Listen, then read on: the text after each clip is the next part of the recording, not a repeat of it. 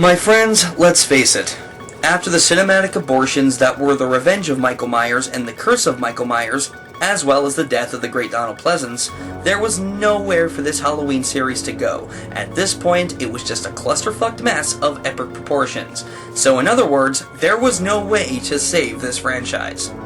That was until Jamie Lee Curtis, of all people, came to the studios with an idea to do an anniversary movie that would take place 20 years after the events of 1 and 2, ignore the previous 4 movies, star Jamie Lee Curtis, and end the series on a triumphant note. I mean, I love Part 4 with all my heart, and it is still my favorite Halloween sequel, but 5 and 6 raped it up the ass so much that in order for this anniversary movie to work, the entire Jamie Lloyd trilogy had to be made obsolete.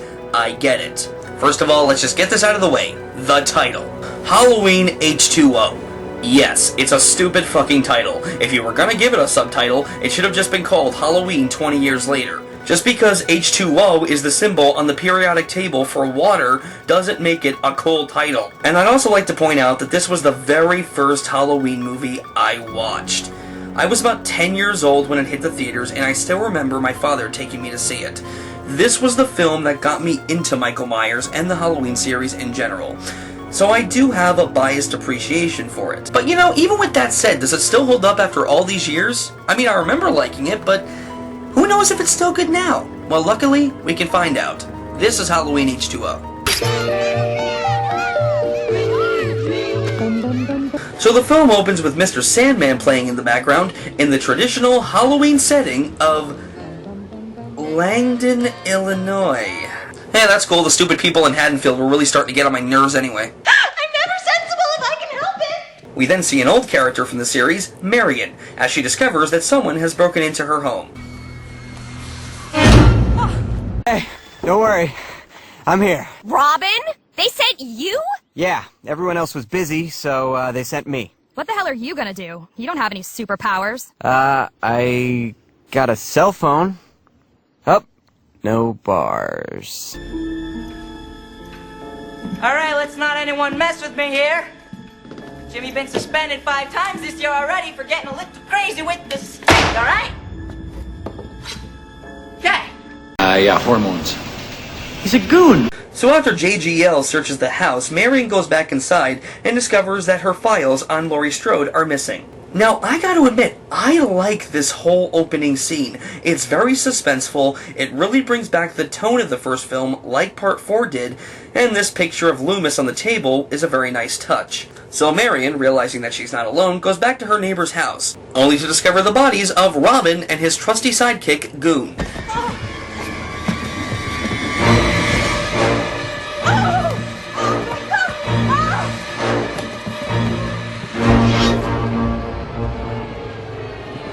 Marion tries to signal the cops, who have arrived at her house next door, but Michael gets to her first and cuts her throat. Cypress Pond Road. Hey, Bobby. What do you got? Looks like we hit the daily double here. What, another B&E? Yeah. Window. Really? You're not even gonna attempt to stop the car that's clearly pulling out of the driveway? Nice to know the cops in these sequels haven't changed much. Fortunately, we're lousy cops. We cut to the next morning where detectives inform us that Michael's body was never found after Part 2, and that it is indeed 20 years later. Evidently, Marion cared for Loomis until his death a few years back, but Loomis never gave up the search for Myers. This is another scene that is done very well, and for 3 specific reasons. 1, it's negating the crap from the last 3 films. Good. As much as I love Part 4, 5 and 6 butchered it. So get that all the hell out of there. As much as I didn't like Part 2, this is a grand opportunity for this series to redeem itself, and it's taking full advantage. 2, this film states that Marion was Loomis's closest friend, and it makes a lot more sense than just railroading a nothing character like Dr. Wynn into Loomis's life for no reason. Lastly, I love the respect given to Dr. Loomis. Before he died, he hunted Michael for as long as he could, and was still obsessed with finding him because it was the right thing to do. But even more respect is paid to the character during the opening credits, which, I'm just gonna say it, is the best opening credit sequence of any Halloween film. We see the wall for Michael Myers created by Loomis, as his speech about Michael plays in the background, which is greatly complemented by John Ottman's score. I met him 15 years ago. I was told there was nothing left. No reason, no conscience, no understanding, even the most rudimentary sense of life or death, of good or evil, right or wrong. I met this 6-year-old child with his blank, pale, emotionless face and the blackest eyes, the devil's eyes. Not only is this done in great respect for Donald Pleasence, but what we are seeing is essentially a recap through drawings, maps, and newspaper clippings, so that anyone who hasn't seen a Halloween movie before will not be lost. It's creating a sequel that even the uninitiated can enjoy. Whether you like this film or not, it's starting out pretty damn strong. The film then cuts to a suspenseful nightmare sequence that causes Laurie Strode to wake up screaming.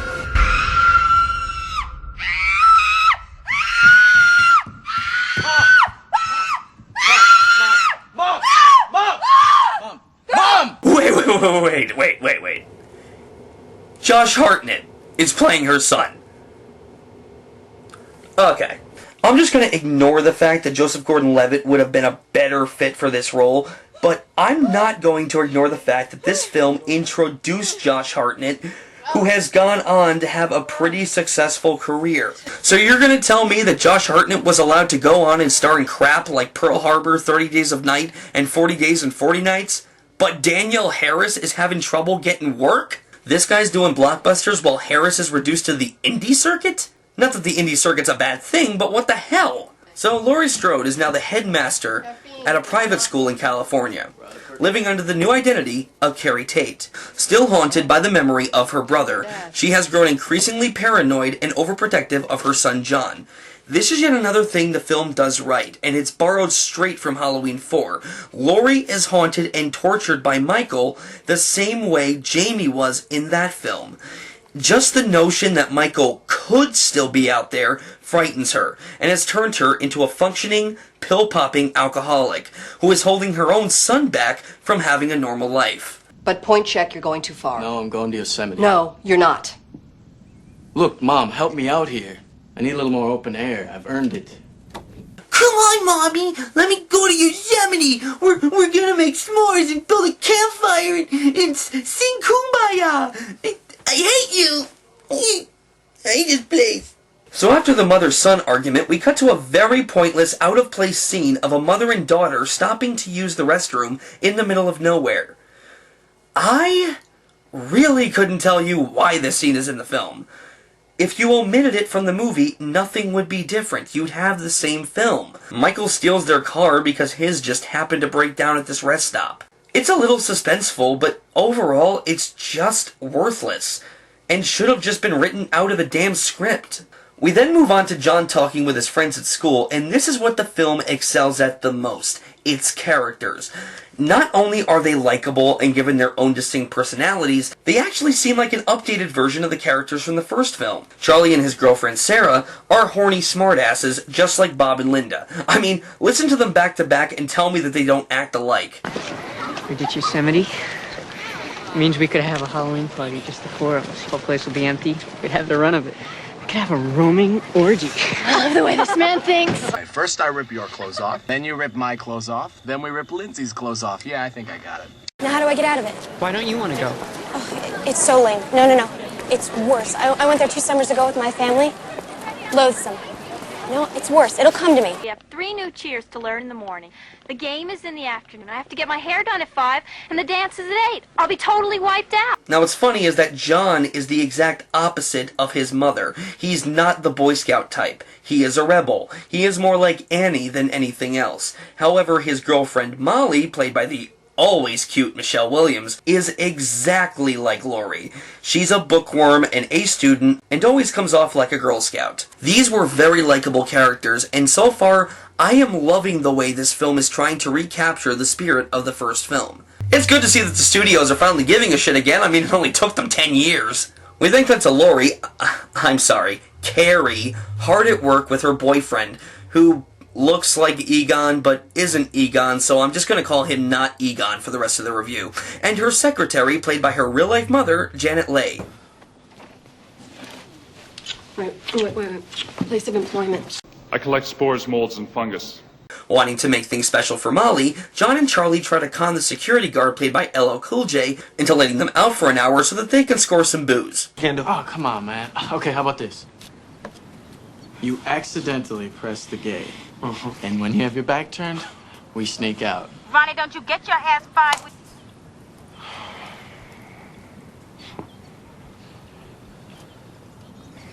Don't you do me wrong, okay? Not a chance, man. Get out of here. Get out of here. Comb your hair. Just one more, book. Just one more, and I promise I'll work with your daddy, all right? No, I'll be honest. I don't mind LL Cool J as an actor. What? I don't. I really don't. I watched him on NCIS Los Angeles, and he's awesome on that show. He also pulled in a good performance in the highly underrated Rennie Harlan film Mindhunters. So him being here doesn't bother me. I even enjoyed how cool and understanding his character was. But the whole him being an aspiring writer subplot was ridiculous and unneeded. It was there for time filler, and the comic relief with his wife bitching him out on the phone got on my nerves something fierce. Ronnie, it's unrealistic. This whole writing career is unrealistic. Now, we're married now, baby. We gotta get serious. This is serious. Honey, I've been patient, but this writing thing just ain't taking off. And I want a baby before I get so old I can't get my butt back. Jesus, shut up! God, you might as well have Mudflap and Skids talking on the phone with him. Read? We don't really do much reading. So anyway, after a nice lunch with not Egon, Carrie, you know what? Fuck it. Her name's Laurie, dammit. I'm calling her Laurie. Laurie catches John and Charlie off campus and takes it rather well. What the fuck do you think you're doing? Mom, I'm really uncomfortable with you saying that Well, word. then don't put me in the position, John. Do you know what day it is? Yeah, he does. He actually reminded you of that earlier. Look, I know today is the day, but I think... Oh, really? What day is that, John? Halloween. See? But now it seems that John has had enough of his mother's paranoia and decides to strike back. Just give me one Mom, day! I've given you 17 years! And I need you to be responsible. Do you know what that means? Responsible! Don't talk to me about responsible, I Mom! just need this one thing! Mom, I am not responsible for you! Okay, Mom, I can't live like this. I'm sorry. What does that mean, John? If you want to stay handcuffed to your dead brother, that's fine, but you're not dragging me along. Not anymore. Yeah, Mom, I'm gonna go meet Michael Bay and star in Pearl Harbor. You can't say shit about it! They head back to the school and we cut to Laurie teaching her English class, where we get a nice recreation of the classroom scene from the first film, with Molly looking out the window and seeing Michael. And I gotta say, I really like the way they compare Laurie and Michael to Frankenstein and his monster in this scene. I think that Victor should have confronted the monster sooner. I mean, he's completely responsible for Elizabeth's death. He was so paralyzed by fear that he never did anything. It took death for the guy to get a clue. And why do you think he was finally able to confront his monster? Well, I think that Victor had reached a point in his life where he had nothing left to lose. I mean, the monster saw to that by killing off everybody that he loved. Victor finally had to face it. It was about redemption. Not only is this a very fair comparison, not only does it foreshadow events that we'll see later, but it is making Laurie realize that she can't keep living in fear of the unknown. She needs to confront her monster and move on with her life. And in doing so, she needs to allow John to do the same. It's permission slip. Bus leaves in 45 minutes. Go back quick. Come on. I don't have to go. Go, just go. Have fun. Yes, I'm letting you go. And to think all you had to do was scream in my face. You make me such a proud mother sometimes. But of course, John has plans with his friends now and no longer wants to go to Yosemite. So now you're going? I wouldn't say that. Yeah, my mom's given me freedom for the first time in my life, and the first thing I'm gonna do with this freedom is betray it. I'm such a good son. So as Laurie watches the buses leave for Yosemite, she gets a good scare by her secretary. Oh, damn it! Oh, Miss Tate, I'm so sorry. I didn't mean to make you jump. It's okay. Well, hey, it's Halloween. I guess everyone's entitled to one good scare. I've had my share. See, while that was, yet again, another nicely redone scene from the first film,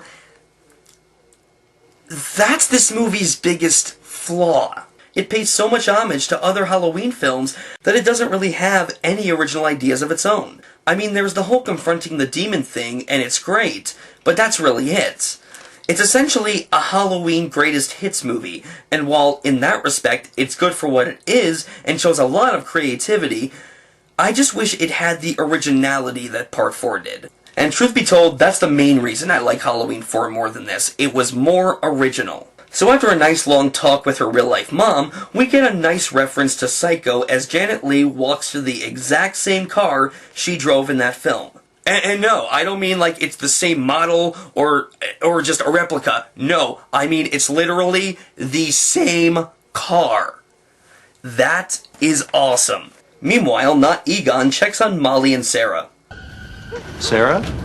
Molly? Just checking on the Hillcrest remains. You girls okay? Good. Thanks, Mr. Brennan. And how are you, Mr. Brennan? Looking cute as ever. Thank you, Sarah. What are you two up to tonight? Well, we thought we'd hit the town, pick up some guys, drop some roofies in their drinks, have a whole date rape evening. Huh.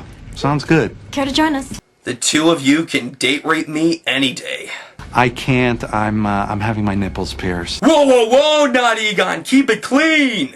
So later, while the kids have their party, Laurie and Not Egon have a party of their own, where Laurie confesses everything to Not Egon, in a scene that I'm sure will be handled with maturity and respect.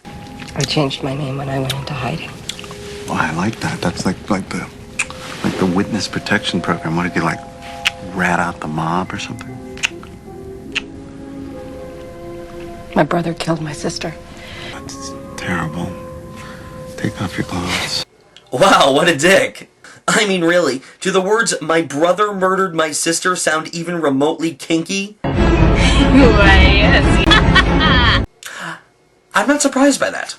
But he finally realizes that she's not playing sex games and is in fact serious, so he tries to console her. Something like that. But honey, you don't think that after all this time he'd still be coming after you, do you? He sat in a sanitarium for 15 years waiting for me. And then, one rainy night, he decides to go trick-or-treating. How old were you?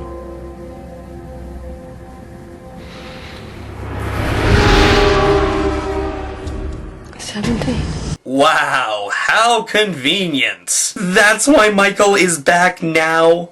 Because her son is 17? That's pretty lame, guys. So Laurie realizes that the phone lines are down and that John did not go to Yosemite. Meanwhile, Michael has chosen his first target, Charlie. Does Charlie simply get killed? No, the film actually takes its time and builds up to it. This scene with the garbage disposal was creepy. I remember being in the theater in 1998 and seeing the audience gasp, waiting for Michael to flip the switch. When a scene can make an audience gasp in anticipation like that, it's doing something right. Then we saw this.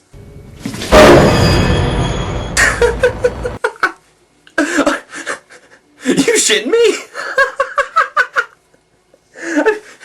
You cannot be serious. I mean, really, you couldn't just reshoot the scene? You had to put a CG mask in there? I mean, I'm sorry, it just looks awful. Okay, fuck it. We then cut to Sarah, who is looking for Charlie. I can only wonder what's going to happen to her. She finds Charlie's body in the dumbwaiter and jumps right in with him when she sees Michael coming towards her.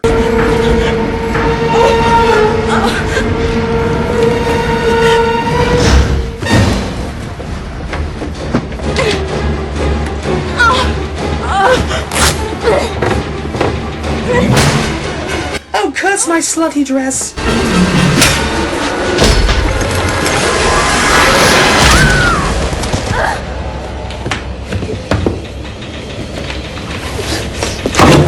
Yeah, I'm pretty sure the weight of that thing would have taken her leg clean off, but fuck it, it's Hollywood. So Sarah gets killed, and her body is eventually found by John and Molly. Come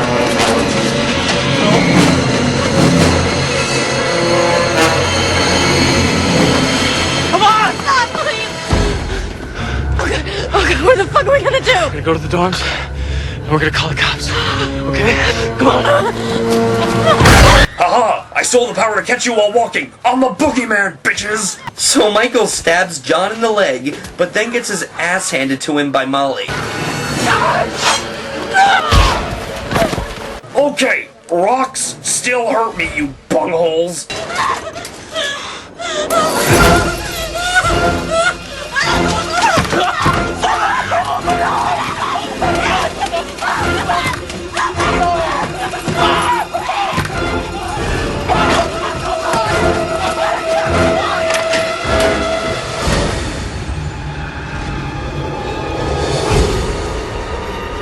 That was a damn cool shot.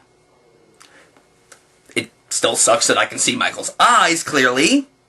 But hey, at least he's not crying through them this time. Laurie and Not Egon hide the kids and go looking for Michael. And we find out that Not Egon doesn't like to look before he shoots at something.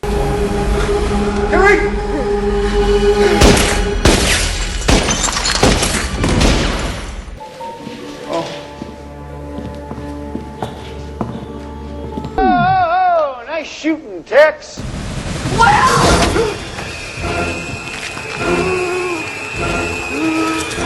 Harold Ramis can suck it! We then get what is probably the funniest, most sitcomish scene of the whole series.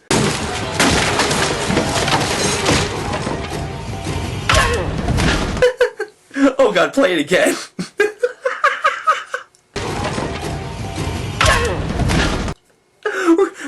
Really? Oh, come on, guys. You're going into Looney Tunes territory with that one. So Laurie runs off with the kids and just barely gets them to safety. But then she comes to a realization. Go! What? Go! What? I'll be right behind you! I'll be right behind you! Go!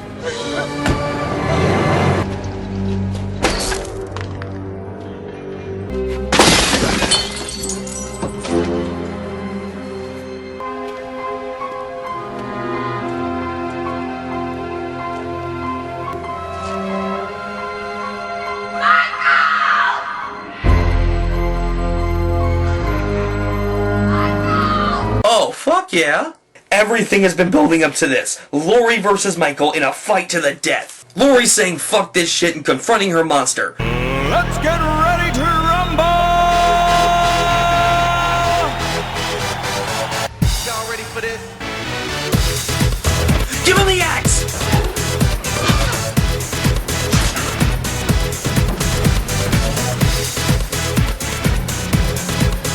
That's right, Laurie. Give him the flagpole!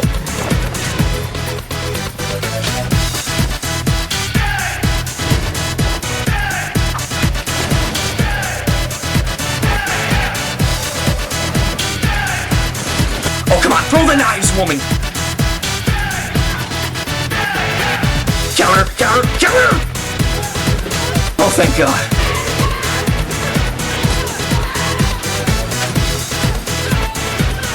Get his ass, get his ass, get his ass!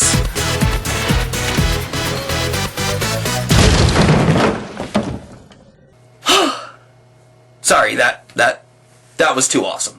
Now Laurie's going in for the kill. This is it, folks. This is... He's dead. He's dead. Damn it, LL, you ruin everything. I mean, come on, the guy survived an inferno and an axe to the chest. I don't think he's dead after a couple of stab wounds. Okay, I know where this is going. They're gonna take Michael away. He's gonna escape, and holy shit! Load him in! Shut the door! Hey, wait a minute! Move!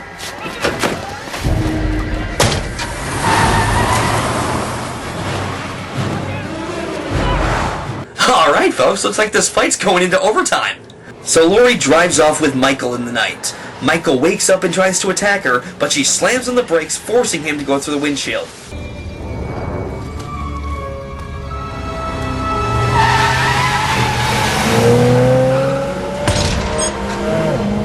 Yay, another thing stolen from Halloween 4. Hey, if it ain't broke, don't fix it. So she slams into Michael, which forces her off the road. She jumps from the vehicle, which manages to pin Michael against a tree.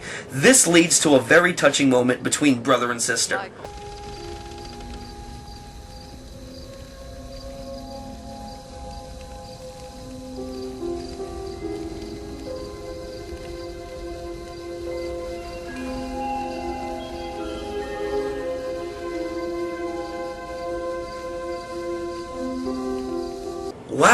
You mean H2O was able to make a scene like this work?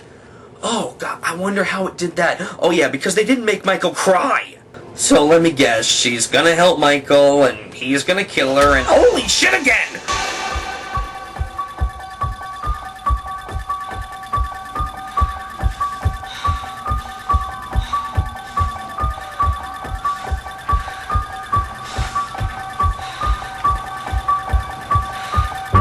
That was awesome!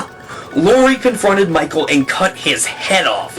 What a way to end this. Alright, I'm just gonna come out and say it, and I'm sure it's no shock to anyone at this point. I liked this movie, I really did. It focused more on suspense and tension rather than blood and gore. It had fun characters, a nice atmosphere, and a story that greatly recaptured the spirit of the first Halloween. Not to mention that badass ending. Even if you don't like the rest of the film, it's worth checking out if only for that ending. I still think 4 was a better movie and had a better ending, but the way I see it, if you can't give me another great Halloween film, at least give me a fun Halloween film. That's what H2O is. Halloween H2O is just a fun movie. It is a blast from start to finish. The way I see it, you can view this series now in one of two ways. Watch 1 and 2 and end it with 4, or watch 1 and 2 and end it with H2O. H2O and 4 had nice conclusive endings, which are both great in their own right. My advice, give them a watch and decide for yourself. Now, there's always one joke I've always heard made about H2O, and even I've made the joke from time to time, that H2O is like what would happen if Michael Myers walked onto the set of Dawson's Creek. Okay, I've heard that joke so many times. But, folks, let's be honest with ourselves here. All of them were. Yeah, I need a chance to learn more. The game is in the afternoon. I have to get my hair done at 5, and the dance is at 8. I'll be totally wiped out. I don't think you have enough to do tomorrow. You don't have to swear, but You gotta do more. every other word you say is either hell or shit or damn. Monster. You little clown. There you go. Rachel! Halloween, right? Can you believe we have this whole house to ourselves for the weekend? Just copy someone else's. I do it all the time. It works premium.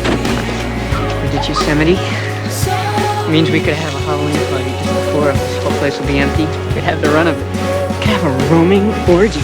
I love the way this man thinks. All of the films had that teenage angst shit that sells tickets. It's nothing new to this series. But no matter what is said about H2O, it is where the series should have ended. Let me repeat that. Should have ended. Oh God, I need a drink.